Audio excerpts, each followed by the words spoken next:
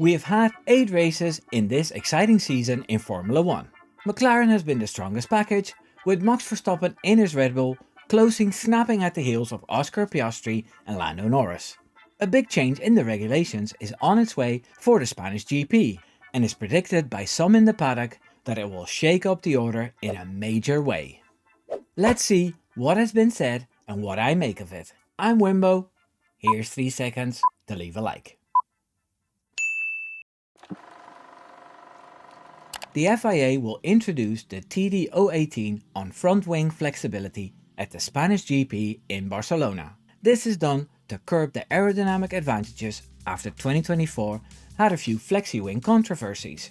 Twitter has been full of videos of rear wings flexing like mad on straights. The teams use these flexible wings to optimize the downforce on their cars through corners by reducing drag and keeping stability down straights.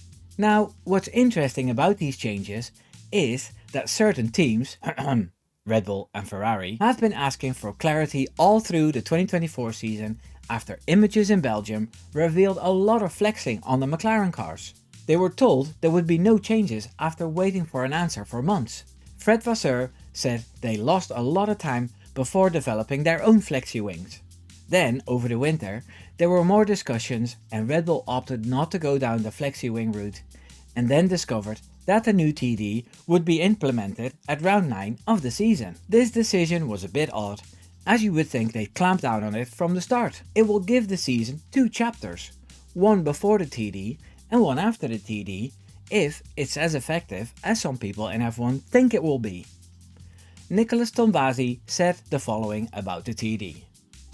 These adjustments are aimed at further refining our ability to monitor and enforce bodywork flexibility regulations, ensuring a level playing field for all competitors to promote fair and exciting racing. Right, this means the first 8 races weren't fair then. Lando Norflex and Oscar Piastflex had some easy wins. I'm just kidding. I'm just pretending to be the average Twitter person. Don't unsubscribe. Jos Verstappen, Max's father, also said it was ridiculous to implement the TD mid-season, as certain teams would have benefited already from it then. Sometimes I wonder if F1 and FIA do these things on purpose.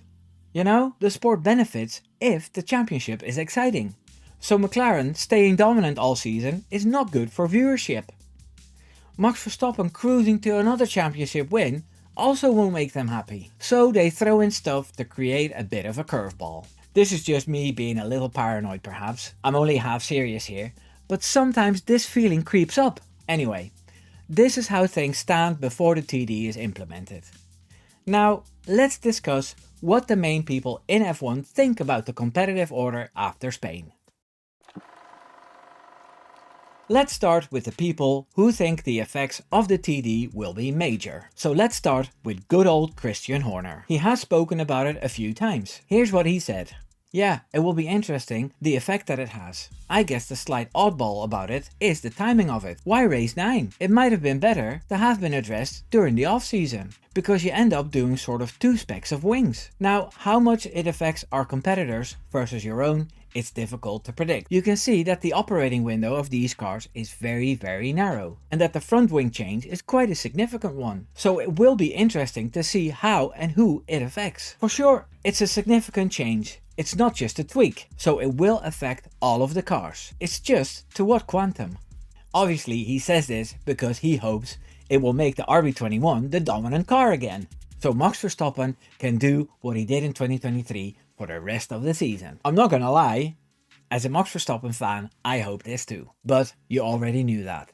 The next one on the list is Scuderia Ferrari team principal Frédéric Vasseur. He said, for sure, everybody will have a new front wing in Barcelona, by definition and by regulation. I think it will be perhaps a reset of the performance of everybody. He's also hoping that the TD will make his team more competitive. Ferrari has taken a step back since last season. This is after they changed 99% of the car. I doubt Ferrari will be winning anything this season, but a few race wins for the Maranello team would be nice. The next one is Jonathan Wheatley, the man with the rulebook in his head. He's the team principal for the Sauber team, and he has an opinion about the TD and its effect as well. He said, "It's a major performance differentiator. So I think you're right. It could be a change in the order. You look at how tight it is at the front and in the mid-pack, a little change like that could have a huge difference." The Stake F1 team is by far the slowest, so I can also see why he's hoping that the order changes. It would be nice to see Hülkenberg and Bortoleto further up the grid, scoring points. It's obvious that those specific team principals have something to gain by hoping the competitive order will change. Then again, they ain't stupid. There's no point in saying these things if they don't expect any change. I think they'd be fair enough to say that they just have to do a better job with their car and don't expect anything to change at race 9. Now let's look at the people who think it won't make a difference at all. 3 guesses who thinks that it won't make a difference. Of course, Zak Brown says it will make no difference. He said, "That makes no difference to us. We are not worried at all about that rule change. In recent times, there have been many suggestions from others about our car, and none of it was accurate. But the more they are distracted and focused on our car rather than their own performance, that's a good thing." Well, color me surprised. What else was he gonna say? That they'll not win a race again this season? That they got found out? Anyway, after all this scrutiny the FIA did on their car and nothing was found, we just have to give mad respect to Rob Marshall at McLaren for creating something so brilliant in this restrictive set of rules. Even Max Verstappen said he credited it to his former colleague. Andrea Stella pretty much said the same thing as Zak Brown, his boss, and he was happy that other teams were focusing on the wrong things. Toto Wolff also had something to say, as always. He talked about the accusations hurled at McLaren, not so much the TD. He said other teams should be more careful in accusing the competition of finding an illegal advantage. If someone does a better job than you shouldn't immediately say that they're cheating. That's the wrong attitude anyway. As you can see, the Horner versus Wolff rivalry is still alive. He's also a 33% shareholder in Mercedes, so he doesn't lose if McLaren wins. He wins either way, as his power unit will still be praised. F1 is all politics and I love it. The last one I have quotes from is Andy Cowell. This is the guy who created the overpowered engines at Mercedes in the hybrid era and is now a head honcho at Aston Martin. He said, "I think everybody's always had a Flexi-wing and the FIA have always come up with a way of measuring the flexibility that's permitted." Right. Now, I could say he was influenced by Toto Wolff to say that, due to the Mercedes engines. But next year, Aston Martin will have Honda engines, so I doubt that's the case. As you can see, the expectation differs from team to team, depending on what is best for them. We won't know until we are further in the season. That doesn't stop us from speculating on the matter. So here goes. As I've said many times before, I'm not a creator who dives into the technical side too much.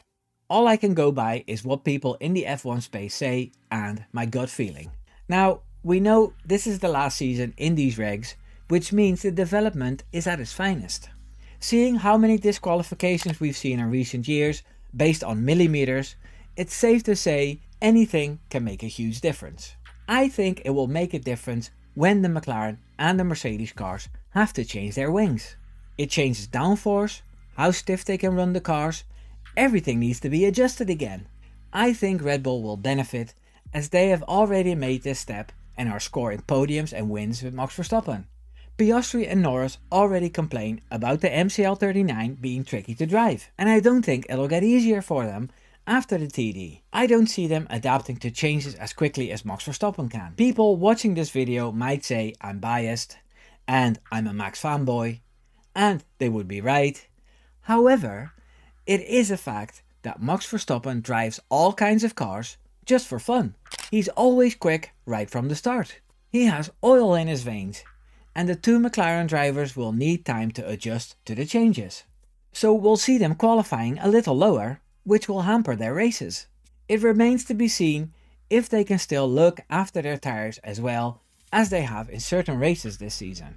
I'm certain the season will still be great, especially if Mercedes and Ferrari also come sniffing around for high positions. In the midfield and at the bottom, we can also see a few changes and surprising results. Overall, it would have been fair if the TD had been implemented from the start, but for content, doing it in Spain is more fun. Let me know if you agree with my takes in the comments. Subscribe. Take care now. Doei doei.